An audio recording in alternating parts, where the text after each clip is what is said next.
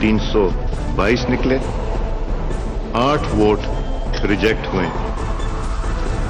असद कैसर साहब ने 176 वोट दिए।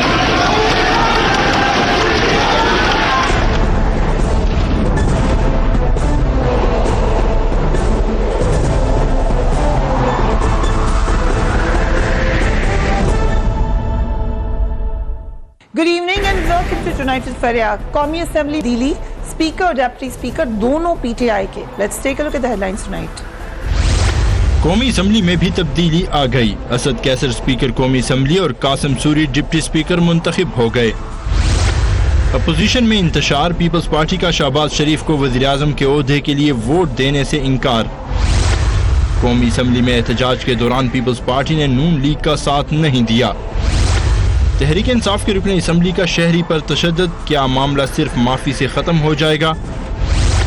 पूछेंगे रहनुमा तहरीक इंसाफ उस्मान डार से, साबिक वजीर खजाना मिफ्ता इस्माइल से, साबिक deputy chairman senate Sabir Baloch से और MQM के रहनुमा महफूज यार खान से।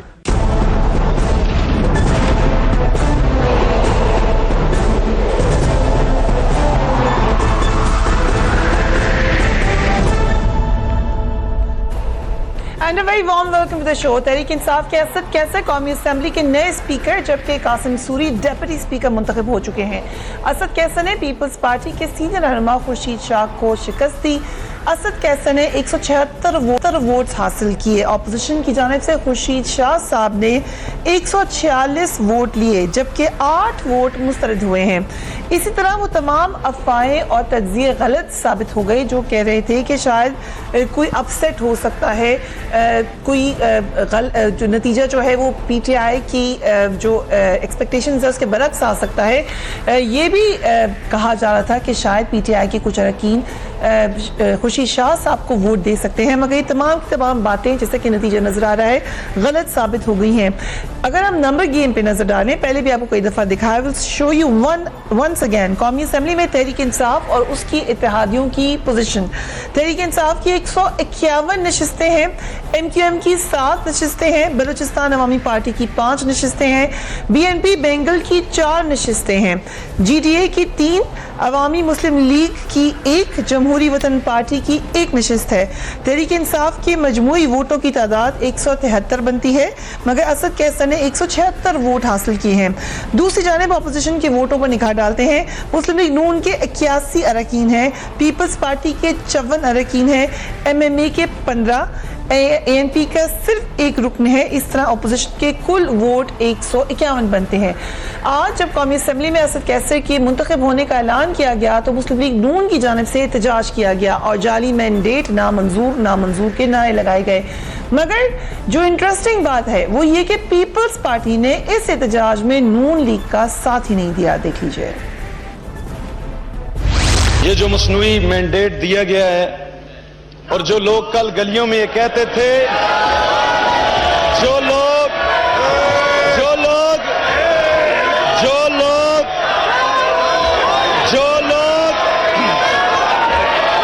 हमें स्पीकर साहब, हमें खुशी है कि जो कल पार्लियामेंट में लो वोट को इज्जत दो।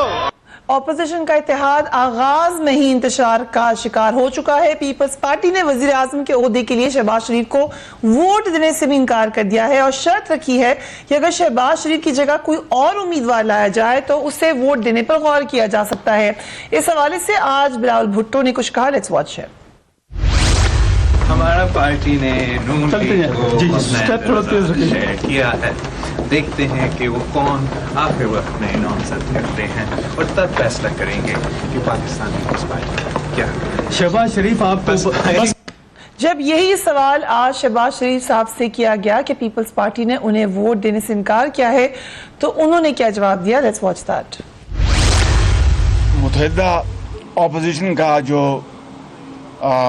इत्तेहाद मार्ज़ वजूद में आया है पिछले 2 हफ्तों में और उसकी जो मुख्तलिफ नशिस्तें हुई उसमें एक मुतफ़क्का फ़ैसला सामने आया कि स्पीकर पीपल्स पार्टी का कैंडिडेट होगा। डिप्टी स्पीकर MMA का कैंडिडेट होगा और जो वजारत उज़्मा के कैंडिडेट मुस्लिम लीग नून का होगा।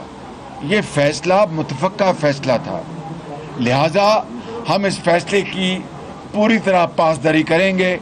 PTI क्या कहती है, जो कोई और कुछ कहता है, ये हमारे उस फैसले के ऊपर असरअंदाज नहीं हो सकती। फॉर्मर चीफ मिनिस्टर ये बात वाज़ेह करना भूल गए। यकीनन ये बात कही गई थी कि PMLN के कैंडिडेट होंगे, मगर मसला उन्होंने बता दिया खुलकर शहबाज शरीफ साहब कि उन्हें आपसे मसला है, आप कैंडिडेट हैं जो उनको नहीं मंजूर। We will come right after break. Keep watching transfer.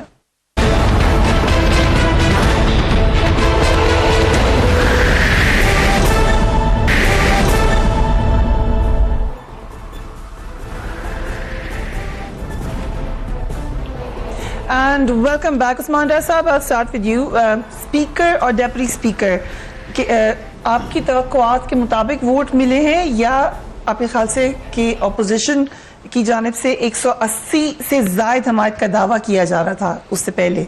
So considering जो वोट मिले हैं ये उम्मीदों के मुताबिक है? देखिए, हमारी तो कैलकुलेशन थी एक 175 176 की, लेकिन हम ये भी एक्सपेक्ट कर रहे थे कि एक खामोश वोट ज़रूर कहीं ना कहीं से शिफ्ट होगा, और वो हमें डिप्टी स्पीकर जो इलेक्शन हुआ है बाद में आपने देखा 183 थे कासिम सूरी साहब के, वो वहाँ नज़र आया। और उसकी एक दो देखें बुनियादी वजूहत हैं। पहले दिन से ही अपोजिशन इंतशार का शिकार है। जब इन्होंने धांधली प्रोटेस्ट कॉल किया, आपने देखा ना शहबाज शरीफ साहब थे ना बिलावल भुट्टो थे, कोई इनकी सीनियर लीडरशिप वहाँ मौजूद नहीं थी। उसके बाद जो PMLN को जिस तरह शहबाज शरीफ साहब लेके चल रहे हैं, बड़े भाई का एजेंडा कुछ और है, वो अपना एक रवैया और वो एक फ्लेक्सिबिलिटी और नहायत जो उनके पार्लियामेंटेरियंस हैं वो शहबाज शरीफ साहब में शायद नवाज शरीफ साहब को तलाश कर रहे हैं, लेकिन वो वाली जो पॉलिसी है एजिटेशन वाली, एग्रेसिवनेस वाली, जिस तरह नवाज शरीफ साहब चाह रहे थे टकराव होना चाहिए, वो उन्हें नज़र नहीं आ रहा है। उस वजह से भी अब पंजाब में भी आप देखें जो इनके पार्लियामेंटेरियंस हैं वहाँ हमजा शहबाज को लेके जो एज ए वहाँ पोजीशन लीडर या वज़ीर आला के वो कैंडिडेट बनने जा रहे हैं, तो इनकी जमात के अंदर भी जो पार्लियामेंटेरियंस हैं उनको तहफ़्फ़ुज़ात हैं। उस चीज़ को भी कैलकुलेट हम कर रहे थे कि ज़रूर कोई ना कोई खामोश वोट अपोजिशन की तरफ से आएगा, वो हमें मिला भी है। और इमरान खान साहब का जब इलेक्शन होगा प्राइम मिनिस्टर का, वहाँ भी आप देखेंगे जरूर एक, और वो तो ओपन बैलेट है, यहाँ पे ज्यादा खदशा था क्योंकि सीक्रेट वोटिंग होनी थी।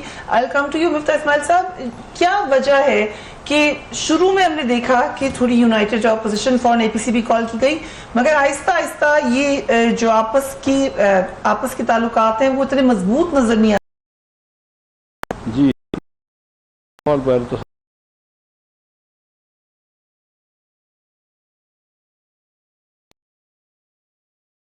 सेकेंडली पीपल्स पार्टी और हमारा देखें मेरे ख्याल से 1988 से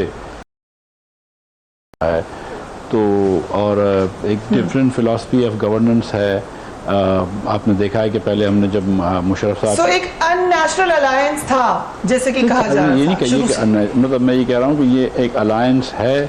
हमने एग्रीमेंट करा था उनसे, जैसे हमने COD में भी एग्रीमेंट करा था, चार्टर में हमने एग्रीमेंट करा था कि डिप्टी स्पीकर जो है वो MMA से होंगे और स्पीकर साहब जो होंगे वो पीपल्स पार्टी से होंगे और प्राइम मिनिस्टर के कैंडिडेट जो होंगे वो मुस्लिम लीग से होंगे। और कोई एक्सपेक्ट नहीं कर रहा है हम लोग कि वो जीत जाएंगे, लेकिन दिस इज गिनती तो वो कर चुके थे 174 175 पूरी। पर अगर आप ये कह रहे हैं कि एक्सपेक्ट भी नहीं करें कि जीत जाएंगे, तो शहबाज शरीफ साहब को हटा लें, किसी और को कैंडिडेट बना लें, तो क्यों आपने वही कैंडिडेट रखना है जिस पे पीपल्स पार्टी को इतराज है? क्योंकि हमारी पार्टी का फैसला पीपल्स पार्टी नहीं करती ना, हमारी पार्टी का फैसला हम खुद करते हैं। जब हम ये नहीं कह रहे MMA को कि आप कौन लगा सकते हैं डिप्टी स्पीकर के लिए, जब हम नहीं कह रहे ये कि आप स्पीकर के लिए खुर्शीद शाह को रख सकते हैं या नवेद कमर साहब को ला सकते हैं या किसी और को ला सकते हैं, वो सारे हमारे लिए मोहतरम है जो भी पीपल्स पार्टी चॉइस करता है। तो सिमिलरली हम भी समझते हैं कि हमारी ये चॉइस अगर या तो फिर वो पहले दिन जिस दिन फैसला करना था उस दिन ये फरमा देते कि भाई हमको मुस्लिम लीग नून से पसंद है लेकिन फला लोग नहीं हम वोट देंगे, तो उस दिन उन्होंने ये नहीं फरमाया। और आपको पता है कि पहले दिन से ये बात थी कि शहबाज शरीफ हमारी पार्टी का सदर है, वो नेशनल असेंबली का मेंबर है, तो नेचुरल कैंडिडेट हमारी पार्टी का जो है वो शहबाज शरीफ होगा। इसमें कोई अचंभे वाली बात तो नहीं है। जो पीपल्स पार्टी ने खुल कर कहा कि हम शहबाज शरीफ साहब को वोट नहीं देंगे, उसके बावजूद PMLN ने सपोर्ट किया खुर्शीद शाह साहब को, क्यों, क्या वजह थी उसकी? देखिए, आज पीपल्स पार्टी ने कहा है कि हम खुल के वोट नहीं देंगे, और हमने तो एक एग्रीमेंट करा था उनसे कुछ 8-10 दिनों पहले, 15 दिन पहले गालिबन, और उस एग्रीमेंट पे हम कायम है कि जो पीपल्स पार्टी चूज करती है स्पीकर के लिए, एक ये नॉमिनल सी बात है। We did not expect Khurshid Shah, कोई एक्सपेक्ट नहीं कर रहा था खुर्शीद शाह साहब जीतेंगे असद कैसर को, और कोई एक्सपेक्ट नहीं कर रहा है कि शहबाज शरीफ साहब जो है वो इमरान खान से जीतेंगे इस असेंबली के अंदर। तो आई डोंट नो, मुझे समझ में नहीं आ रही, सच्ची बात है कि पीपल्स पार्टी ये क्यों कर रही है। बहरहाल ये उनकी मर्जी है। वो आज जब एहतजाज हुआ और पीपल्स पार्टी की सफ़ों में खामोशी थी, तो वर यू डिसअपॉइंटेड? देखिए, फिर से मैं गुजारिश कर रहा हूँ कि उनकी एक अपनी रवायत है, उनकी एक अपनी पार्टी है, मतलब मैं समझता हूँ कि उनकी भी बड़ी कुर्बानियाँ हैं जमहूरियत के लिए, लेकिन बहुत सारी गलतियाँ भी हैं उनकी पार्टी में, और हमारी भी अपनी एक रवायत है। तो हर बात में जो हम करते हैं पीपल्स पार्टी को हमारी हाँ में हाँ मिलाना या हमको उनकी हाँ में हाँ मिलाना ज़रूरी नहीं है। अपोजिशन में हम साथ हैं, लेकिन हम तो बिल्कुल ये बात नहीं समझते कि हमारे वो इत्तेहादी हैं। हम अपोजिशन में साथ बैठे हुए हैं इस वक्त, और वो ज़रूर है, और जो हम मायदा करते हैं हम समझते हैं उस पर तकमील होनी चाहिए। लेकिन उसके अलावा अगर इनको किसी चीज़ पे एहतजाज करना है तो करें, नहीं करना तो ना करें, कोई ज़बरदस्ती तो नहीं है। राइट उस्मान डार साहब, आपने शाह महमूद कुरैशी साहब की स्पीच सुनी होगी। आसिफ ज़रदारी साहब की उन्होंने तारीफ की, खुर्शीद शाह साहब की तारीफ की, थोड़ी सी तारीफ शहबाज शरीफ साहब की भी कर देते या नून लीग के किसी मेंबर की कर देते, बिल्कुल यकसर नज़रअंदाज कर दिया। मैं समझता हूँ कि उन्होंने कुछ जानबूझ के नहीं किया, वैसे नज़रअंदाज हो गया होगा। हमारी तो कोशिश है फ्रॉम डे वन, आपने देखा हाँ साहब ने हाथ भी मिलाया कि हम अपोजिशन को साथ लेके चलें। देखिए, इस अवान में आने वाले दिनों में हमने लेजिस्लेशन करनी है, कानून साजी करनी है, नंबर गेम है, सबको ऑन बोर्ड करेंगे और वसी तर मुल्की मफाद में हमने फ़ैसले करने हैं। तो इसलिए अब जो एक भारी जिम्मेदारी 1,68,00,000 जो वोट मिले हैं पाकिस्तान तहरीक इंसाफ को और इमरान खान साहब के कंधों पे हैं, हमने अब अपना जो अगला एजेंडा है, जो 100 डेज़ एजेंडा है, उसकी तरफ भी बढ़ना है। तो इसलिए हम अब इस पोजीशन में नहीं है कि हम अपोजिशन के साथ खुल्लम खुला एक तजाद को लेके चले। और ये बड़ा अहम रोल स्पीकर का भी है। आप लोगों को बड़ा इतराज रहा फॉर्मर स्पीकर एयाज सादिक साहब से, क्या कोई हम तब्दीली देखेंगे? किस किस्म के स्पीकर होंगे? देखें, वो पूरे हाउस के स्पीकर होंगे। वो एयाज सादिक साहब की तरह, जिस तरह माजी में आपने देखा उन्होंने हमेशा हाउस की नुमाइंदगी नहीं की थी, PMLN की। उसकी क्लासिकल एग्जांपल ये है कि जब पनामा लीक्स आती है, वहाँ हम जाते हैं रेफरेंस लेके, और उल्टा रेफरेंस स्पीकर साहब जो है वो इमरान खान साहब और जहांगीर तरीन साहब का इलेक्शन कमीशन में भेज देते हैं, बजाय कि वो उस वक्त के सिटिंग प्राइम मिनिस्टर पे आते जिनका एक इतना बड़ा करप्शन स्कैंडल, और वो भी इंटरनेशनल करप्शन स्कैंडल था, सामने आता है। और बहुत सारे एग्जाम्पल्स मैं दे सकता हूँ। हमारी कोशिश यही होगी, और मैं समझता हूँ असद कैसर साहब एक्सपीरियंस, उन्हें 5 साल का जो मिला है खैबर पख्तूनख्वा असेंबली में भी वो स्पीकर रहे हैं, उसको भी इंशाल्लाह ताला वो जो उन्हें एक्सपीरियंस गेन हुआ है उसका भी फ़ायदा पहुँचेगा नेशनल असेंबली में। तो वो पूरी असेंबली के स्पीकर होंगे, ये नहीं कि पाकिस्तान तहरीक इंसाफ की सिर्फ वो वहाँ बैठ के ऐसा स्पीकर वो पूरी असेंबली के स्पीकर होंगे। मिफ्ताह इस्माइल साहब, व्हाट डू यू एक्सपेक्ट, कैसे स्पीकर होंगे असद कैसर साहब and deputy speaker for that matter? मैं तो फर्स्ट ऑफ ऑल ये समझता हूँ कि एयाज सादिक जो थे वो मेरे ख्याल से शायद पाकिस्तान की तारीख के बेहतरीन स्पीकर्स में आते हैं, और जितनी मुफाहमत के साथ और भाईचारगी के साथ इन्होंने हाउस चलाया है। जब कुछ अर्से मैंने बजट वगैरह प्रेजेंट किया तो मुझे पता है कि हर जगह पे वो नवेद कमर साहब को, पीपल्स पार्टी के लोगों को और PTI के लोगों को साथ मिला के मशावरत के साथ चलाते थे। और जितनी उन्होंने फरागदिली दिखाई है उस वक्त जब इन्होंने पार्लियामेंट पर धरना करा था, पार्लियामेंट पर धावा बोल दिया था, और उधर कपड़े लटकाते थे और पता नहीं क्या क्या करते थे, तो एयाज सादिक ने तो आई थिंक बहुत बड़ा दिल दिखाया है, और उसने सच्ची बात है कि बड़ी गुडविल अर्न करी है। और जो PTI के लीडरान भी जो फेडरल असेंबली में है, कौमी असेंबली में है, जो थे पिछले साल, उनको भी पता थी कि एयाज सादिक जो है वो बहुत ही अच्छा कंसिलेटोरी स्पीकर रहे। मैं दुआ करता हूँ कि असद कैसर साहब भी उतने अच्छे स्पीकर रहें, और मुझे उम्मीद है कि कौम की एक्सपेक्टेशन जो इन पे है वो उसमें पूरी करने की कोशिश करेंगे। PTI का अब तक जो सेल्फ राइचसनेस है, या जो एक PTI की जो एक रिवायत है, उसके मुताबिक बहुत ज़्यादा उम्मीद तो तवक्को तो नहीं हो सकती, लेकिन उम्मीद बहरहाल है। अच्छा, ये सेल्फ राइचसनेस ऑफ PTI जो आपने की अपनी टर्म है, इस पे आपने एक पूरा आर्टिकल लिखा है, और आपका कहना ये है कि PMLN के प्राइम मिनिस्टर तो बहुत ज़्यादा सादगी पसंद थे, जबकि PTI के जो अभी प्राइम मिनिस्टर इलेक्ट हैं वो इतने सादगी पसंद नहीं है, ये किस तरह से आपने इस पे मैंने पूरा का पूरा हाइपोथेसिस बनाया? मैंने कहीं पर खुदा न खास्ता ये नहीं कहा कि पीटीआई के लोग जो थे या इमरान खान साहब ये सादगी पसंद नहीं है। ये मैंने पूरे आर्टिकल में मैं खुद लिखा है, इसलिए मुझे पता कि मैंने ये कहीं नहीं कहा। मैंने ये ज़रूर कहा है, शायद अब्बासी की मैंने बात करी है, जब मैं उनके साथ वज़ीर ख़जाना था और वो प्राइम मिनिस्टर थे, या उनके साथ पहले एडवाइज़र भी था और असिस्टेंट भी था, कि वो एक सादगी पसंद आदमी थे। वो अपने घर में रहते थे, प्राइम मिनिस्टर ऑफिस में कभी नहीं रहे, ना कभी उन्होंने कोई बड़े कोई मोटरकेड नहीं होता था। बाहर हम लोग गए तो पीआईए के जहाज़ के अंदर मैं और ये शायद अब्बासी अमेरिका गए। जब वो इंग्लैंड गए, जब अमेरिका गए तो वो प्राइवेट उसमें गए थे, जो उनकी मैंने आपको दिखा था उसमें कि मैंने अरेंज करी थी वो वाइस प्रेसिडेंट साहब से उनकी जो थी वो ट्रिप, और 4-5 लोगों को पाकिस्तान का। कैन वी से कि ये इसकी तकलीद करनी चाहिए इमरान खान साहब को? मैं देखें, शायद अब्बासी सादगी से रहते थे क्योंकि वो चाहते हैं, he has expressed his desire कि वो सादगी चाहते हैं। लेकिन मेरी बात सुन, शायद अब्बासी साहब सादगी से रहते थे लेकिन कोई इसका डंडोरा नहीं पीटते थे। खान साहब अगर सादगी से रहना चाहते हैं तो बिल्कुल रहे, इसमें कौन मतलब इसमें कौन मना करता है? अच्छी बात है, सादगी से रहें, तो सादगी से रहेंगे मतलब मैं। लेकिन जो बहरहाल जो मतलब जो अभी जो हरकतें पीटीआई के सामने आ रही हैं, मैं माजरत के साथ कहता हूँ, जिधर वो जो साहब जो किसी की पिटाई कर दी शहर के किसी शहरी की, That's a very important topic and this is where let me just go in the detail। अगर इजाजत दें और मैं आपका कमेंट लेती हूँ उस पर। ये बड़ी अहम बात है, एक वाकया यकीन हुआ, तहरीक इंसाफ को उस पर सोचना पड़ेगा। हुकूमत ने जो अभी आने वाली हुकूमत, उसने अवाम से तब्दीली लाने का वादा है, मगर एक ऐसा मामला हुआ जिसमें तब्दीली तो नजर नहीं आई मगर खौफनाक मंजर जरूर नजर आया। कराची से तहरीक इंसाफ के रुकने सूबाई असेंबली इमरान अली शाह की एक वीडियो मंजर आम पर आई है, जिसमें उन्होंने अपने मुसल्ले गार्ड के साथ एक बुजुर्ग शहरी दाऊद चौहान पर तशद्दुद करते हुए न सिर्फ उन्हें थप्पड़ मारे बल्कि बहुत ही उन्हें ज़दोकोप किया। Let's watch that.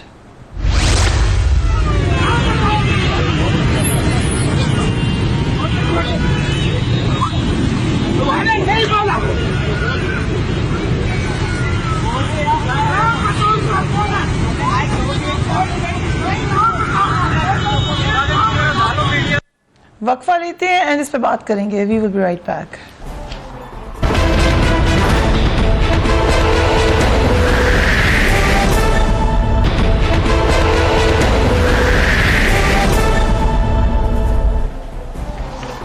And welcome back. हमने आपको दिखाया कि जो वीडियो आई उसका कंटेंट शॉकिंग भी था, परेशान कुन भी और हैरान कुन भी।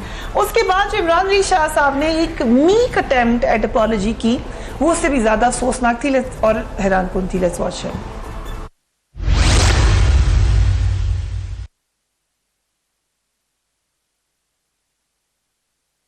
ये वीडियो उन्होंने जारी की और उनके घर गए, उन्होंने कहा मैंने उनसे माफी मांग ली है, मगर हमने कोशिश भी की कि आज हम बात करें इमरान अली शाह साहब से, पूछें कि माफी आपने किस बात की मांगी है, आपने थप्पड़ मारे क्यों थे, उसका भी कोई जवाब दें। इस वाक़े पर अब एक शो कॉज नोटिस दिया गया है, अगर आपको स्क्रीन पर हम दिखाएं। उस शो कॉज नोटिस के हवाले से भी सवालात उठाए गए। एक तो ये सवाल उठाया गया जो मैंने खुद अपने ट्विटर अकाउंट पे भी पूछा कि ये बात फैलाई गई सोशल मीडिया पे कि जिन्होंने दिया है शो कॉज नोटिस वो रिलेटेड है इमरान अली शाह साहब से। लेकिन एनीवे ये अगर बात सही है, पार्टी पोजीशन होल्डर है, somebody needs to clarify that। Secondly उसके ऊपर जो डेट है वो नहीं है, फिर उसके अंदर जो योर की स्पेलिंग है वो YOUR के बजाय UR लिखी गई है। सो काफ़ी ही अनऑफिशियल किस्म का ये लगता है जो शो कॉज नोटिस दिया गया है। फिर इस वाक़े का एक और पहलू नजर आया। एक और शहरी रेहान अहमद ने अपना वीडियो बयान जारी किया। उन्होंने कहा कि कहीं और तसादुम हुआ था और वो जो शख्स जिसको मार पिटी है उन्होंने किसी के साथ बदतमीजी की, इसलिए बैटमैन और लाइक अ हीरो आ गए इमरान शाह साहब और उन्होंने उनको बचाने के लिए आके मारा। लेकिन मसला ये है कि super heroes don't work in this country और इन एनी कंट्री और इन द नॉर्मल वर्ल्ड। आप सुपरमैन नहीं हैं, आप बैटमैन नहीं हैं कि आप आके मारना शुरू कर दें चपेड़े। कानून के लोग वहां पर मौजूद हैं। आप खुद एक लेजिस्लेटर बनने जा रहे हैं तो आप कैसे कानून हाथ में ले सकते हैं? मुफ्ता साहब आप इसी का जिक्र कर रहे थे शायद You can now certainly give your opinion on this incident. फरिया, ये ओपिनियन क्या देंगे? एक आदमी टेप पे आके किसी और को मार रहा है जिससे उम्र में शायद डबल आदमी उम्र हो, अपने 6-7 गार्ड हैं, फिर वो टीवी पे गए, बोला नहीं मेरे साथ तो कोई गार्ड नहीं थे, जबकि एकदम गलत बात है। उनके गार्डों ने भी इसको धक्का दिया और फिर वो अपनी इनकी गाड़ी के पीछे बैठ गए। और आपको किसने हक दिया है कि आप दूसरे लोगों को जाके मारें? किस वजह से? उनकी तो किसी और से अगर कोई लड़ाई भी थी, जो कि नहीं थी, कोई टेप पे तो नहीं बात, ओके, वो किसी और की गाड़ी को मार रहे थे, बार बार मार रहे थे। ऐसा होता नहीं है कि अगर गाड़ी जा रही हो, कोई बार बार पीछे से मार रहा हो, या वो दूसरा आदमी उतर के चला जाता है, या दूसरा आदमी भी तो खड़ा होता है ना कि मैंने जाके इसको बोला माफ़ी मांगो, उसने जाके माफ़ी मंगवाई। आप कौन होते हैं माफ़ी मंगवाने वाले? बहरहाल, और फिर उसके बाद ये जो पीटीआई का एक डेलीगेशन, उनका सीनियर तरीन लीडर फिरदौस नकवी अगर लेके जाता है किसी घर पे, तो वो तो बेचारे इंटिमिडेट होंगे ना। वो क्या बोलेगा? 2 MPs आ रहे हैं, जो लीडर ऑफ द अपोजिशन भी शायद बनने चला है, कि भाई अब हम माफ़ी मांगने आए, तो वो बेचारा क्या बोल सकता है वो चौहान साहब? तो मेरा ख्याल है कि ये वैसे सच्ची बात देखी जाए तो पीटीआई को एक अपॉर्चुनिटी है स्कोर करने की, कोई अपने लोगों से पॉइंट्स, कि ये कोई अगर इसको पार्टी से बरतरफ कर दिया जाए शख्स को, तो आई थिंक एक इनके लिए एक अपॉर्चुनिटी है। लेकिन देखें क्या होता है। लेकिन अब तक देखें, अगर लेकिन जैसे अभी देखें, इतनी सी बात कर दूं कि जब अली अमीन गंडापुर साहब बैलेट पेपर लेके गए थे लोकल इलेक्शन में, तो उन्होंने कहा नहीं वो सेव करने जा रहे थे। उनका जो एक MPA जो जेल में था, वो उसको तस्वीर आई है कि वो बड़ी दावत हो रही थी जेल के अंदर। तो अब तक पीटीआई का कोई ऐसा रिकॉर्ड नहीं है, लेकिन बहरहाल होप PMLN का कोई रिकॉर्ड ऐसा है तो वो भी बताते जाएं। राना मसूद की भी वीडियो आई थी, not that it justifies it. जब चीफ मिनिस्टर पंजाब के दामाद ने किसी बेकरी वाले को जाके मारा था क्योंकि उसकी बेगम को छेड़ा था, तो उसको उसी रात थाने में भिजवाया था। ये रिकॉर्ड पे है। हम परफेक्ट नहीं है, लेकिन that is certainly on record. ठीक है, आई कम टू यू साहब बलोच साहब। First of all my apologies, technical reasons की वजह से आपको इंतजार करना पड़ा। बहुत सारे सवाल हैं आपके लिए सर, लेकिन पहले इस पे बात कर लेते हैं। ये पीटीआई के मेंबर हैं, वो पीटीआई के MP हैं, क्या करना चाहिए पीटीआई को? फरिया, डू यू थिंक ये इतना बड़ा इंपॉर्टेंट इशू है जो आप मुझसे पूछ रहे हैं? आपने हमें यहाँ पॉलिटिकल यानी इश्यूज पे बुलाया है। यहाँ पे जो स्पीकर डिप्टी स्पीकर का इलेक्शन हुआ, पार्लियामेंट का रोल, जो नई हुकूमत साजी हो रही है, उसमें तो आपने हमसे कोई बात ही नहीं कि मेरे साथ शरीफ आदमी भी बैठे हुए। अच्छा, लेकिन बात ये कि मेरी गुजारिश सुने। एक अगर एक पागल आदमी ने किसी शहरी को थप्पड़ मार दिया तो उसको पुलिस के हवाले करना चाहिए था। ये दिस इज बिग इशू कि आपने उसको अपने आज टॉपिक का एक हिस्सा बनाया। आप खुद सोचें जरा, ये अब अगर वो एक है तो क्या वो आसमान से उतरा है क्या? तो you should face the consequences। उसको जो लॉ इन हिज हैंड, उसको पकड़ के पुलिस के हवाले कर देना चाहिए। That's it. इसको आपने, अब आज हम बैठे हुए यहाँ पे, आपने मुफ्ता साहब से बात की, अब उन्होंने कि जी के the role of the Peoples Party और उनकी जो अपोजिशन में बकौल उनके कि जी 88 से वो कह रहे हैं कि यानी कि हम एक दूसरे के साथ नफरत आजमा है। अच्छा, अब इन बातों को इंपॉर्टेंट चीजें हैं, इंपॉर्टेंट बातें, आप पता नहीं कहाँ से एक बंदे को उठा के लाया कि किसने किसको थप्पड़ मारा, किसने किसको क्या जल्दी आप टू कंक्लूजन ना करते तो आपको पता चलता है कि आपसे दूसरा सवाल यही होना था सर। ये तो but why you asking this to me? ये आपने लेकिन ये आप मुझसे क्यों पूछ रहे? चलिए आप छोड़ दें, आपके लिए कोई बड़ी बात नहीं है। अगर उसे एक शहरी को अगर मैं पकड़ के जाके किसी को बेगवा मार दूं कर देना चाहिए, आप मुझे जाके पुलिस के हवाले कर देना चाहिए। ठीक है, लेट्स मूव ऑन। ये कोई पॉलिटिकल इशू है? आपने सजेशन दे दी, पुलिस के हवाले कर देना चाहिए। ये पीटीआई तक आपकी सजेशन चली गई है। आपको इसलिए नहीं लग रहा पॉलिटिकल इशू है? This is your understanding sir, क्योंकि एक पॉलिटिकल शख्स इन्वॉल्वड है। I think it's a political issue, और क्योंकि एक शहरी के हुकूक का मामला है, again I think it's a political issue. But आपका अपना इस्तेहकाक है, मेरा अपना इस्तेहकाक है। ठीक है, ओके, पुलिस के हवाले कर दे, आपने सजेशन दी है। For sure I think more और लेस यही बात हर कोई कहेगा। पीपल्स पार्टी नहीं सपोर्ट करेगी प्राइम मिनिस्टर के इलेक्शन में PMLN को। क्यों? बात यह है कि देखो, पीपल्स पार्टी ने नवाज शरीफ और उसकी पार्टी के साथ हमारा रवैया देखें, जिस तरह हमने उनके साथ निभाया। हमने जब परवेज मुशर्रफ के बाद जब इनकी गवर्नमेंट ख़त्म हो गई थी तो पीपल्स पार्टी ने, बीबी साहिबा ने, शहीद ने उस ज़माने में चार्टर ऑफ डेमोक्रेसी इनके साथ बनाया कि आइंदा सियासतदान आपस में ना उलझें और गैर ज़रूरी इश्यूज़ पे, गैर ज़रूरी बातों पे वो एक दूसरे के साथ ना उलझें। बहरहाल अच्छा, उसके बाद जब 2013 के इलेक्शन हो गए तो नवाज शरीफ साहब तो इलेक्शन में हिस्सा लेने के लिए तैयार नहीं थे। वो तो आसिफ अली जरदारी साहब ने, उन्होंने उनको कन्विंस किया थ्रू आर्गूमेंट्स कि जी आप पार्टी के आपकी पार्टी वो इलेक्शन में हिस्सा ले। इलेक्शन में हिस्सा लिया तो जब हमने फेडरल गवर्नमेंट बनाई तो उसमें सबसे ज़्यादा मेन जो इम्पोर्टेंट जो पोर्टफोलियोज थे फेडरल गवर्नमेंट के वो इनको दे दिए और इनको पंजाब में इनको हुकूमत साजी में मदद की, उनके आड़े नहीं आए। अच्छा, लेकिन उसके बाद उन्होंने क्या किया, देखें कोई भी डिसीजन हो, अब अगर शहबाज शरीफ को उन्होंने अपना नवाज शरीफ की पार्टी ने उन्होंने उसको नॉमिनेट किया एज प्राइम मिनिस्टर। देखो हर पार्टी की लीडरशिप वो अपने कारकुन, अपने वर्करों के सामने जवाबदेह होती है। पीपल्स पार्टी भी और पीपल्स पार्टी की लीडरशिप भी अपने वर्कर और अपने कारकुनों के सामने जवाबदेह है। एक डेमोक्रेटिक पार्टी है। आपने शहबाज शरीफ का as a person, as an individual, जब वो चीफ मिनिस्टर पंजाब के, उसकी बातें नहीं सुनी थी, उसका रोल आपने नहीं देखा था। उसने पीपल्स पार्टी के जो लीडरशिप है उसके मुताबिक जो लहूलियात थे वो आपने सुने नहीं थे। वो what kind of a man he was, he is. अच्छा, मैं आपको एक बात बताऊं फरिया बीबी, ऑनेस्टली, नवाज शरीफ ये सऊदी अरेबिया के मिनिस्टर ऑफ डिफेंस आए थे यहाँ पे पाकिस्तान में, तो सऊदी एम्बेसडर ने उनका खाना किया था, तो उसमें मुझे भी बुलाया गया था। मेरे साथ नवाज शरीफ साहब बैठे थे एक तरफ, दूसरी तरफ शेरपाल साहब थे। मैंने वहाँ पे नवाज शरीफ साहब से कहा, मैंने कहा कि मियाँ साहब अब आप ज़रा कंट्रोल तो करें अपने शहबाज शरीफ को, देखें वो हमारे लीडर के मुतालिक किस किस्म की उसकी जनाब बातें करता है कि मैं पेट फाड़ दूंगा, मैं ये